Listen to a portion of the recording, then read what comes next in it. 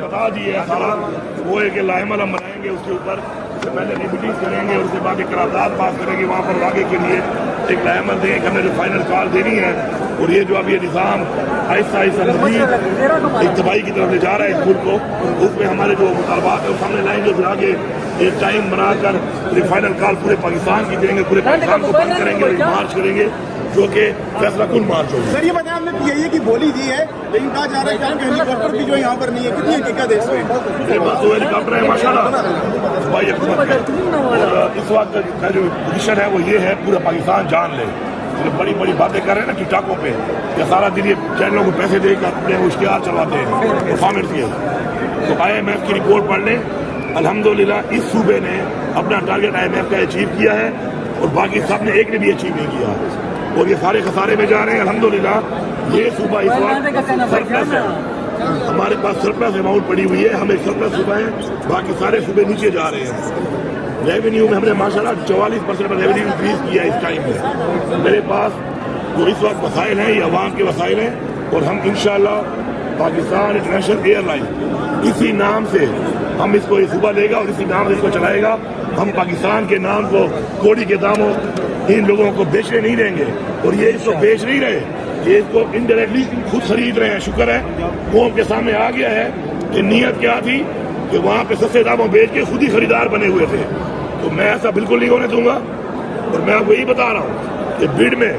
جہاں تک بھی جانا پڑا ہم جائیں گے، ہم اس کو اپنا سرکاری جو ہمارا پاکستان انٹرنیشنل ایئر لائن کو سرکاری ہی رکھیں گے، نام بھی یہی رکھیں گے، اور انشاءاللہ صوبے کی ساری عوام ساتھ ٹھہری ہے۔ مجھے میسج آ رہے ہیں میرے صوبے کے ورثی لوگوں کے کہ ہم چندہ ڈالیں گے لیکن یہ ایئر لائن ان خبیثوں کو نہیں خریدنے دینی، ہم نہیں خریدنی ہے انشاءاللہ۔ سر یہ بتائیں احتجاج کا کیا پلان ہے؟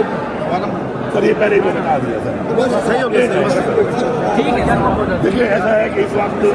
جو نظام چل رہا ہے اس نظام میں مزید ملک کو نیچے لے جایا جا رہا ہے، لا قانونیت مزید بڑھتی جا رہی ہے، آئین کو بار بار توڑا جا رہا ہے، تو اس کے لیے اب ہم ایک فائنل ایک ایسا عمل بنا رہے ہیں جس کے اندر میٹنگس کر کے ایک قرارداد پاس کریں گے عوام کو بلا کے،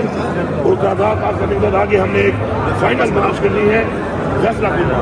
اور اس کے لیے ہم قرارداد پہلے پاس کریں گے اور اس کے بعد انشاءاللہ اس میں بھی تاریخوں کا تعین کریں گے، اور پھر ہم نکلیں گے، اور اس دفعہ پورا پاکستان نکلے، ایک ہی دفعہ نکلے، اور جان چھوڑاؤ یار یہ کیا ہے ترس ترس کے اس طرح کی زندگی کا فائدہ ہے کوئی؟ نہیں اس ملک پہ قانون بچا ہے، نہیں اس ملک پہ کوئی آئین بچا ہے، لا قانونیت فسطائیت، اس کے بعد ملک کو ڈبوئی جائے جا رہے ہیں، ملک کی معیشت کا کبڑا نکال دیا ہے، روزگار نہیں ہے، بجلی اتنی مہنگی ہے لوگ بل نہیں دے سکتے، بجلی مل بھی نہیں رہی، گیس اتنی مہنگی ہے اوپر سے مل بھی نہیں رہی، یہ وفاقی حکومت جو بیٹھی ہوئی ہے، جو ان کے ادارے ہیں سب کو بیچی جا رہے ہیں، عوام پہ ایک بوجھ ڈالا ہوا ہے، تو ایسے حالات میں اگر قوم نہیں نکلتی تو میرے خیال ہے کہ قوم غلام بن جائے گی۔ ہم تو غلام نہیں ہیں، ہم تو آزادی کے لیے، جی کی آزادی کے لیے اس قوم کے لیے نکلیں گے، چاہے کچھ بھی ہو جائے، اس دفعہ سر پر کفن باندھ کے نکلیں گے۔